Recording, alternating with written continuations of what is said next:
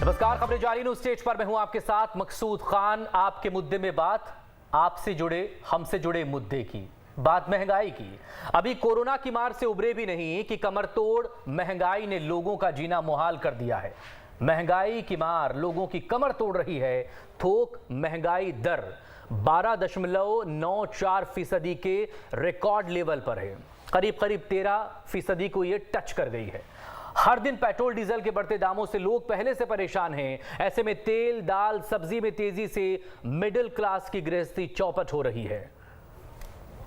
अब सवाल ये, आखिर इस पर काबू कैसे पाया जाए? तमाम खास लोग हमारे साथ जुड़ेंगे इस अहम मुद्दे पर बात करने के लिए, लेकिन उससे पहले ये रिपोर्ट।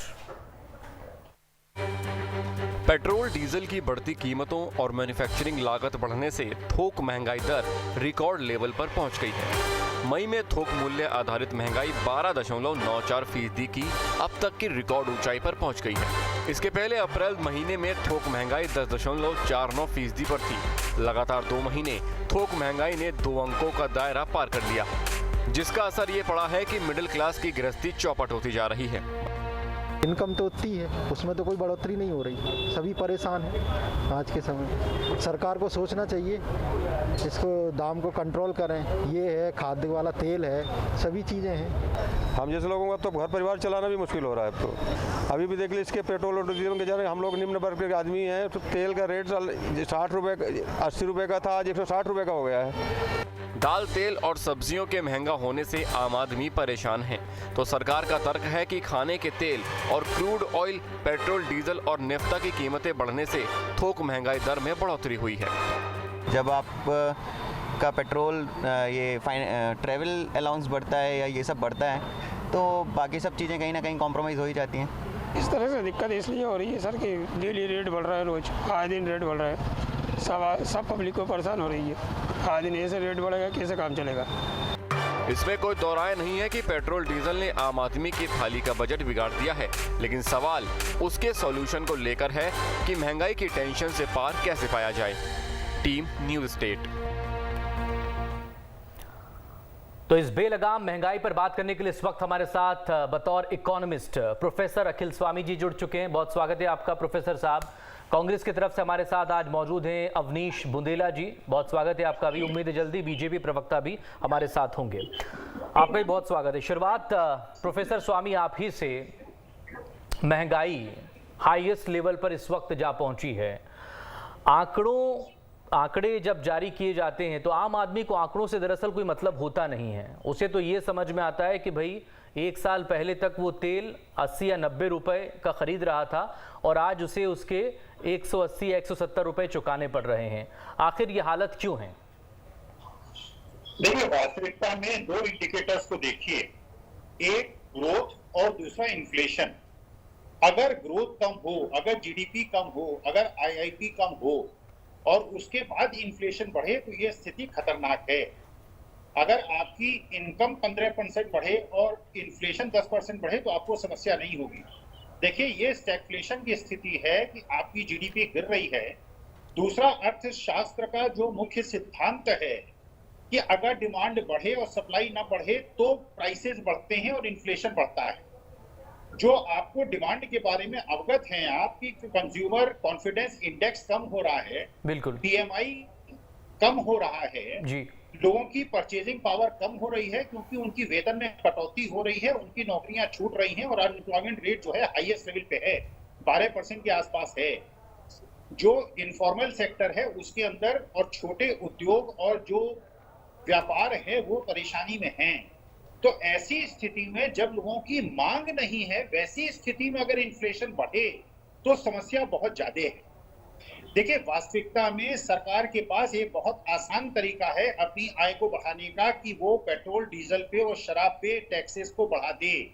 लेकिन पेट्रोल डीजल पे जब आप टैक्स बढ़ाते हैं तो ये टैक्स समान रूप से अमीर और गरीब सब पे पड़ता है। बिल्कुल, जो डायरेक्ट टैक्सेस हैं, जो इनकम टैक्स है, जो कॉर्पोरेट टैक्स है, जो सेंट्रल गवर्नमेंट का प्रेरोगेटिव है, अगर उसको बढ़ाया जाए तो इससे जो अमीर वर्ग है या जिसकी इनकम है उससे प्रभाव पड़ेगा। जब आप इस प्रकार के टैक्सेस को बढ़ाते हैं जो इनडिस्क्रिमिनेटरी टैक्स हैं, तो इससे वो वर्ग सबसे ज्यादा परेशान होता है। जैसे आपने इंगित किया, जो मध्यम वर्ग है, जो अल्प मध्यम वर्ग है, जो छोटे व्यापार और उद्योग वाले हैं, जिनकी नौकरियों में परेशानी है, उनको अपने घर से निकलना मजबूरी है, क्योंकि उनको अपने बच्चों को खिलाने के लिए घर से बाहर निकलना आवश्यक है और पेट्रोल डीजल उनको ज्यादा परेशान करता है।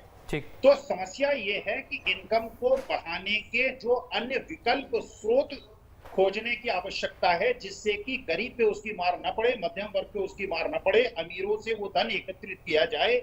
वो करने की संभावना मुझे अभी बहुत ज्यादा दिखाई नहीं पड़ रही है, जिसमें बहुत ज्यादा प्रयासरत होने की आवश्यकता है। वो प्रयास नहीं होने की मुझे संभावना दिखाई पड़ रही है। ठीक, धैर्यवर्धन शर्मा जी बीजेपी की तरफ से इस वक्त हमारे साथ जुड़ गए हैं, तो पॉलिटिकल डिस्कशन पर चलते हैं। धैर्यवर्धन शर्मा जी, बेरोजगारी भी दर बढ़ रही है, महंगाई की दर भी बढ़ रही है, पेट्रोल डीजल के दाम बढ़ रहे हैं, खाने के तेल के दाम भी बढ़ रहे हैं। गरीब की थाली से तो पहले ही बहुत कुछ गायब हो चुका था, अब तो मिडिल क्लास भी परेशान हो रहा है, त्राहिमाम त्राहिमाम हो रहा है।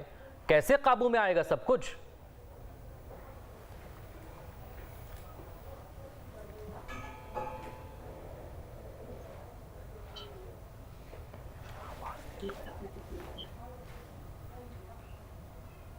धैर्यवर्धन जी, मेरी आवाज पहुंची आप तक? हाँ जी, आ रही है भाई, बिल्कुल जी। इस महंगाई से निजात कैसे मिलेगी? एक वक्त में महंगाई डायन हुआ करती थी, अब पता नहीं क्या हो गई है वो। ये चिंता का विषय देश के हर नागरिक का है और भारतीय जनता पार्टी और उसकी सरकार भी देश से जुदा नहीं है। कोई नहीं चाहता कि लोगों को तकलीफ हो, पर भजन पड़े। पर मैंने बताया कि ये विपत्ति काल है, ये आपदा काल है। इस महामारी के कारण से तमाम सारी वित्तीय व्यवस्थाएं गड़बड़ाई हैं। केवल हिंदुस्तान की नहीं, दुनिया के तमाम सक्षम देशों की भी व्यवस्था बिगड़ी है। पर जो अर्थशास्त्री हैं, वित्त के जानकार लोग हैं, वे सब उन सब विषयों पर निरंतर चिंतन मनन करते हैं और उस प्रकारों को, उन उपायों को लागू करने की कोशिश करते हैं जिससे ऐसी किसी भी प्रकार की तकलीफ से देश को बचाया जा सके। Dhairyavardhan, Avnish Bundela ji please counter to Dhairyavardhan Sharma ji, फिर मेरे कुछ सवाल होंगे उनसे, प्लीज। पहले आप बोल लें, आप बहुत देर से नहीं बोल पाए। जी, इसमें काउंटर करने वाली कोई बात नहीं है कि मैं धैर्यवर्धन भाई को काउंटर करूं। वो बात, आज का विषय आम आदमी से जुड़ा विषय है। सबसे आश्चर्य की बात यह है मकसूद भाई, जो अभी मैं अर्थशास्त्री जी को भी सुन रहा था, उनकी बात से मैं काफी हद तक सहमत हूँ कि पिछले 7 साल के दौरान कभी भी ऐसा नहीं लगा कि इस देश की सरकार ने या भाजपा की प्रदेश सरकार ने जरा भी जनता की परेशानियों की फिक्र की। क्योंकि जब जब जनता की परेशानी आई, सामने कहीं या तो राष्ट्रवाद की बात आ गई या धर्म की बात आ गई, प्रभु श्री राम की बात आ गई, तो इन सब में जो वास्तविक जो कुछ समस्या थी जनता की, वो दबकर रह गई। आप आश्चर्य करेंगे मकसूद भाई कि जब जब किसी राज्यों में चुनाव चल रहे होते हैं तो उतने दिन पेट्रोल डीजल के दाम बढ़ना बंद हो जाते हैं। याद होगा अभी जब तक 5 राज्यों के चुनाव थे तो कभी भी आपने देखा होगा उस दौरान 2 से 2.5 महीने दाम नहीं बढ़े, और पिछले 1 महीने में अगर आप देखें तो 23 दिन से निरंतर पेट्रोल डीजल के दाम बढ़ रहे हैं। इससे साफ जाहिर होता है, आपकी वो बात भी झूठी साबित होती जो आप कहते हैं ना कि साहब हमारे हाथ में नहीं है, कंपनियों के हाथ में है। ये बिल्कुल गलत बात है। ये साफ जाहिर जनता सब समझती, क्योंकि अब आज की तारीख में नेट पे सब कुछ उपलब्ध है। हमें तो वो याद है जुमला, कहते ना वो नारा मोदी सरकार के, बहुत हुई महंगाई की मार अब की बार मोदी सरकार, बहुत हुई पेट्रोल डीजल की मार अब की बार मोदी सरकार। मकसूद भाई आपको भी याद होगा। आश्चर्य इस बात का होता है, इस देश की आवाम ने कभी सपने हमें क्या पूरे देश को याद है वो तो, कि हम वो नारे कोई नहीं भूल सकता का पेट्रोल भरवाएंगे। 107 रुपए प्रति लीटर पेट्रोल, 96 रुपए प्रति लीटर डीजल है आज की तारीख। कभी देश की आवाम ने नहीं सोचा था कि जिस सरसों के तेल से गरीब आदमी अपना पेट भरता था, सब्जी बनाता था, दाल का तड़का लगाता था, आज वो सरसों का तेल 250 रुपए प्रति लीटर बिक रहा है। और सबसे बड़ी गैस सिलेंडर भी, एलपीजी के रेट भी देखें, बीच में तो स्थिति ये थी कि 1000 तक पहुंच गए थे। उसके बाद आप ये स्थिति देखें कि आश्चर्य इस बात का कि सरकार के कान पर जू नहीं रहेंगे। और अभी मैं अर्थशास्त्री जी को सुनना, सही बात, मार्केट में जब डिमांड नहीं तो इन्फ्लेशन कैसे बढ़ गया? कि डिमांड और सप्लाई में कहीं ना कहीं अवनीश बुंदेला जी संबंध है। धैर्यवर्धन शर्मा जी जवाब देना चाह रहे हैं। धैर्यवर्धन शर्मा जी प्लीज आप जवाब दीजिएगा, लेकिन ये भी बताइए कि अप्रैल में जो सीपीआई यानी कि कंज्यूमर प्राइस इंडेक्स जो है वो 4.23% था, तो वो 6.3% पर कैसे पहुंच गए? एकदम से डबल डिजिट कैसे हो गए? 2% सीधे तौर पर बढ़ा है वो। मकसूद जी आवाज बहुत कम आ रही है, मुझे आवाज नहीं आ रही है। ठीक है, वो मैं उसको करवाता हूँ प्लीज। बहुत स्लो आवाज आ रही है, मुझे समझ में नहीं आ रहा आप क्या कह रहे हैं। धैर्यवर्धन शर्मा जी, मेरा सवाल आप तक पहुंचा?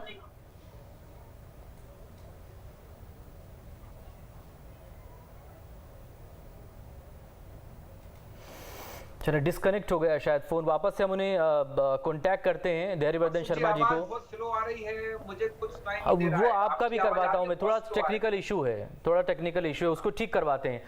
प्रोफेसर स्वामी, मेरी आवाज़ अगर आप तक पहुंच पाए तो, चूंकि अमूमन बात यही हो रही है कि भाई आपदा का मौका है, कोरोना संकट की वजह से जीडीपी पर असर पड़ा, और जीडीपी पर असर पड़ा मतलब सरकार के खजाने पर असर पड़ा, तो ये तो लोगों की इनकम पर भी असर पड़ा है ना। बेरोजगारी की दर भी तो बढ़ी है, बेरोजगारी की दर बढ़ने के साथ साथ अगर महंगाई की दर बढ़ेगी तो भाई आम आदमी का क्या होगा?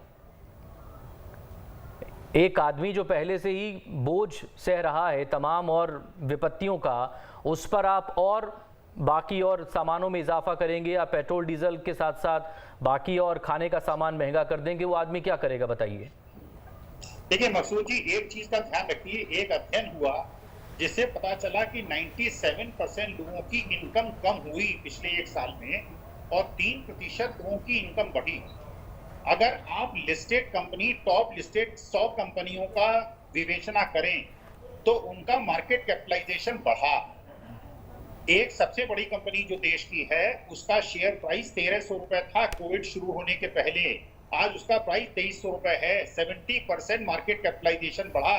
प्रमोटर की नेटवर्थ करीब 1 लाख करोड़ बढ़ गई। इसका मतलब ये है कि 3% केवल उन लोगों की इनकम बढ़ी जो लिस्टेड कंपनीज में इन्वेस्टेड थे। मेरा निवेदन मात्र केवल ये है, आपातकाल है, लेकिन इस आपातकाल में किसकी जेब से पैसा निकाला जाए? मेरे विचार से जो निम्न मध्यम वर्ग है और जो मध्यम वर्ग है और निम्न वर्ग है, 20 करोड़ से ज्यादा लोग जो बिलो पॉवर्टी लाइन से ऊपर लाए गए थे, वो खिसक कर बिलो पॉवर्टी लाइन के नीचे चले गए हैं। क्या उनकी जेब से पैसा निकालना आवश्यक है या उन लोगों की जेब? धैर्यवर्धन शर्मा जी बताइए। हालांकि प्रोफेसर स्वामी, आखिर में आपसे उस पर भी बात होगी कि एनपीए से लेकर बैड बैंक लोन तक उसको लेकर हाल क्या है, वो किसी से छिपा नहीं है, तो कहां किससे वसूला जाएगा और किससे वसूला जा रहा है, वो तो खैर ढाक के 3 बात वाली बात है। धैर्यवर्धन शर्मा जी प्लीज जवाब दे दीजिए इसका। से जो मुझे समझ आया, तेल की महंगाई, हम सब जानते हैं कि खाद्य तेल की चर्चा भी बीच में आ गई थी। भारत सरकार प्रयास कर रही कि मिलावट का धंधा समाप्त होना चाहिए। अब जब आप शुद्ध तेल लेंगे, ब्रांडेड तेल जब मिलेंगे, उसमें किसी प्रकार के पाम ऑयल या घटिया तेलों की मिलावट नहीं होगी तो मूल्य प्रभावित। अच्छा, पिछले 7 सालों में, जो तेल हम पिछले 7 सालों में भी मिलावट चल रही थी, ये कोरोना के दौरान ही जो है ये सारा मिलावट खत्म कर दिया आपने। नहीं, मैं अपनी बात पूरी कह लूं, फिर आप उसके साथ न्याय जरूर करिएगा। देखिए, हम सब जानते हैं कि बड़ा हिस्सा हम दूसरे देशों से खाद्य तेलों का इंपोर्ट करते हैं, वहां भी बहुत बड़ी तादाद में मूल्य वृद्धि हुई है, और जब हमें महंगा मिलेगा तेल तो स्वाभाविक तौर पर यह महंगाई बढ़ेगी, क्योंकि किसानों की रुचि का विषय बदलता रहता है। अभी आप सबने भी, विद्वान लोग हैं मेरे साथ जो पैनल में बैठे हैं, सबने वो फिगर से देखें कि कैसे देश में दलहन का और तिलहन का जो आंकड़ा है वो कम हो रहा है, उसकी उत्पादन घट रहा है। ऐसी स्थिति में हम विदेशों से आयात पर ज्यादा निर्भर हो रहे हैं। ये सब बैलेंस जब देश में बनेगा तो स्वाभाविक तौर पर यह दृश्य देखने को नहीं मिलेंगे। भारत सरकार तो पैदावार कम क्यों हो रही है धैर्यवर्धन शर्मा जी? क्योंकि किसान को उसकी लागत नहीं मिल पा रही है और किसान खेती से दूर हो रहा है, कट रहा है। खेती के करीब ले जाने के लिए किसानों को क्या कर रही है सरकार बताइए? नहीं, वो आज का विषय नहीं है, वो तो किसान जानते हैं। नहीं, आपने कहा ना दलहन तिलहन का रकबा कम हो रहा है, तो आप बढ़ाइए ना उसको। मैं जवाब दे रहा हूं सर, ये किसानों की अंतरात्मा जानती है कि कैसे हम उनको सब्सिडी खाद पर और उर्वरक पर दे रहे हैं, कैसे हम उनको सम्मान निधि दे रहे हैं, कैसे हम यूरिया नीम कोटेड उनको मिल सके बिना लाठी खाए, ये किसान लोग जानते हैं। हाँ, तो किसानों के खेत तक पानी कैसे पहुंच जाए, अभी ये कुछ दिन किसान जानते हैं। फिर वो लाठी वाली तस्वीरें आ जाएंगी, वो हर साल आती है। सरकारें बदल जाती हैं मगर किसानों पर लाठी चलनी बंद नहीं होती है खाद के लिए। और कैसे 1200 रुपए बढ़ा के 1200 वापस कम करके उसी दाम पर उसे दे दी जाती है, भी हमसे छिपा नहीं है। बुंदेला जी जवाब दे दीजिए। देखिए, सरकार जब इतने बड़े बड़े निर्णय ले सकती है अपनी ब्रांडिंग के लिए, अपने निजी हित के लिए, कि एक रात में 8 बजे खड़े होकर मोदी जी नोटबंदी कर देते, रात के 12 बजे संसद भवन को खुलवा के जीएसटी लागू करते, अक्षय कुमार को वहां डांस करवाते। हम सब ने देखा, रात के 8 बजे आके कहते लॉकडाउन कल से, लाखों मजदूर बेघर होकर सड़कों पर भटक रहा है, कई लोग इसमें मारे गए, हजारों सड़क दुर्घटना का शिकार हुए। आप इतने बड़े निर्णय लेते हैं मोदी साहब। आप जो अभी धैर्यवर्धन जी ने कहा, मुझे आप बताएं, अगर दलहन और तिलहन का प्रोडक्शन कम हो रहा है तो कहीं ना कहीं किसान खेती से दूर हो रहा है। मकसूद जी इस बात से पूछ रहा है कि तो किसान को उसकी कीमत नहीं मिलती है। बड़ा खेल चल रहा है कि जिस चीज की पैदावार जिस साल ज्यादा होती भाई उसका कीमत गिर जाती। हमने देखा टमाटर और प्याज को किस तरह किसानों ने जोड़ों पर फेंकते हुए देखा, और जिस साल पैदावार कम होती है आप देखें फिर वो आपको वही मॉल में जाके वो टमाटर 50 और 60 रुपए किलो मिलता है। ये खेल निरंतर 2013 से स्टार्ट हुआ है। और एक बात बताएं, इस तरह की आपदा पहली बार देश में नहीं आई है। इस देश में कोरोना के पहले भी ऐसी महामारियां थी जब हम आजाद हुए थे कि उस समय तो इतनी स्वास्थ्य सुविधाएं भी नहीं थी। पोलियो था, हैजा था, चेचक था, कुष्ठ रोग था, कई तरह की बीमारी थी, प्लेग था। लेकिन आप आज तक करें, उसमें हमने कभी उस तरह की जो उस समय की जो भी सरकार है नहीं, कभी इस चीज की आड़ नहीं ली, कभी जनता को परेशान नहीं हुई जनता। आप देखें इंदिरा गांधी के समय में भी एक बार महंगाई बढ़ी, निश्चित तौर पर जनता ने नकारा था इंदिरा जी को। और मैं कह रहा हूं सबसे बड़ी बात है, पहले हमने राजनीति में ये देखा कि जो भी सरकारें जो नारे देकर जनता के बीच जाती थी, जो नारे देकर वो सरकार में आती थी, उन बातों को पूरा करती थी। मकसूद जी, ये पहली बार शर्मा जी पहली बार देश में हुआ है कि अगर हम पेट्रोल डीजल की बात करते हैं तो ये 370 की बात करते हैं, कश्मीर की बात करते हैं। हम महंगे तेल की बात करते हैं, महंगे खाने की बात करते हैं तो ये बात करते हैं प्रभु श्री राम की। तो ये इस देश ने देखा है 7 साल में ये चलन चला है। और इसमें क्या होता मकसूद जी, मुद्दे की बात दबकर रह जाती है, मुद्दे की बात कोई नहीं करता है, क्योंकि ये देश सनातनी सभ्यता का देश। अच्छा शर्मा जी को भी सुनिए, ऐसा देश है थोड़ा सा शॉर्ट रखिए बुंदेला जी प्लीज, थोड़ा टाइम कम है हमारे पास बात करने के लिए। शर्मा जी, मैं इतना कहना चाहता हूं कि हम राम की बात करते हैं, धारा 370 की बात करते हैं तो 80 करोड़ लोगों के पेट में निवाला पहुंचे ये बात भी करते हैं, 2 करोड़ हम लोगों को छत मिल जाए ये बात भी करते हैं, हम लोगों के खाते में पैसा पहुंचे ये बात भी करते हैं। दलाली नहीं कर रहे हो आप, जमीन की दलाली कर रहे हो। मैं तो चाह रहा हूं, अरे साहब दलाली कर रहे हो ना, रजिस्ट्री के पेपर है धैर्यवर्धन साहब, आप कहते हो मैं आपको भेज दूंगा, आप चेक कर लीजिए बाकायदा। आप प्रभु श्री राम के नाम पर 5 मिनट में वो जमीन के दाम 16.5 करोड़। देखिए ये हरकतें बंद करो यार, वो भी जनता के हरकतें नहीं धैर्यवर्धन जी, सच्चाई बता रहा हूँ, हरकतें नहीं सच्चाई बता रहा हूँ। यही कर रहे हो 7 साल से आप, यही की आपकी सरकारों ने, जिसके कारण से आज देश निरंतर गर्त में जा रहा है, जिसके कारण से पेट्रोल 107 रुपए लीटर है, डीजल 96 है, खाने का तेल 250 है, और आप लोग हर बात पर धार्मिक चीजों का लेबलिंग कर देते हो, वो चढ़ा देते हो। यही हुआ मकसूद 7 साल से निरंतर देश की जनता देख रही है। राम का मंदिर बनेगा, 1 रुपए का चंदा। अरे मंदिर किसने का नहीं बनेगा, हमने भी दान दिया है, लेकिन इसलिए थोड़ी कि आप लोग को पहले सत्यों का उस दान के पैसे को खुद के विषय परिवर्तन कर रहे हैं, खुद की राजनीति में आप विषय परिवर्तन कर रहे हैं। वो दूध का दूध और पानी का पानी हो चुका है। महंगाई पर बात हो रही है, महंगाई पर बात हो रही है, आम आदमी की परेशानी पर बात हो रही है। 18 महीने में क्या अयोध्या में कल ये विषय परिवर्तन कर दिया। कोई विशेषज्ञ बैठे तो उनके कुछ सुझाव सुनने को मिले, कोई सॉल्यूशन सुनने को मिले। इनकी तो मुझे लगता है हैसियत नहीं है, जवाब दें आप। ठीक, प्रोफेसर स्वामी, फाइनल कमेंट प्रोफेसर स्वामी से। ऐसे दोस्त जो कि हम ऐसे हमारे पड़ोसी देश जो कि हम पर निर्भर थे वो आत्मनिर्भर हो रहे हैं, उनकी जीडीपी प्लस में है, और हम कब तक माइनस में रहेंगे? और इसका असर फिर हमें ही तो देना पड़ रहा है, या तो टैक्स के तौर पर डायरेक्ट या फिर इनडायरेक्ट टैक्स के तौर पर। सामान महंगा हो रहा है, तेल से लेकर सब कुछ। बिल्कुल सही बात आपने कही। इतनी ज्यादा चिंता का विषय है आज की तारीख में क्रूड के प्राइस इसलिए बढ़ रहे हैं कि अमेरिका, यूरोप और बाकी विश्व के भाग उन्नति के पथ पर अग्रसर हैं। उन्होंने एक प्रकार से अपनी जो आर्थिक गतिविधि थी उसको तेज कर दिया है। सबसे ज्यादा जूझने की स्थिति में आज हैं तो भारत पर जूझने की स्थिति में है, क्योंकि अमेरिका, यूरोप ने अपने उपभोक्ता के हाथ में सीधे मनी ट्रांसफर किया, जिससे मार्केट में डिमांड बरकरार रही, इंडस्ट्री भी चलती रही। हमारे यहाँ जितना डिमांड का डिसरप्शन हुआ उससे ज्यादा सप्लाई का डिसरप्शन हो गया। हमारे यहाँ कैपेसिटी यूटिलाइजेशन 10% गिर गया। जो 80% कैपेसिटी यूटिलाइजेशन होता था वो 62-63% हो गया। जब कैपेसिटी यूटिलाइजेशन कम हो जाएगा तो इंडस्ट्री की एक्सपेंशन नहीं करेगी, क्योंकि मार्केट में डिमांड नहीं होगी। सबसे बड़ी जो चीज है, गरीब और अल्प मध्यम वर्ग जो कि मार्केट उसको बचाना है। संकट अगर आया है तो संकट तो फिर सभी पर आया है, तो उस संकट में और उस पर महंगाई का बोझ क्यों दिया जाए, इस पर प्लीज सरकारों को सोचना होगा। बहुत माफी के साथ, ज्यादा वक्त नहीं है, बहुत शुक्रिया आप सभी लोगों का। छोटे से ब्रेक के बाद छत्तीसगढ़ की बात करेंगे।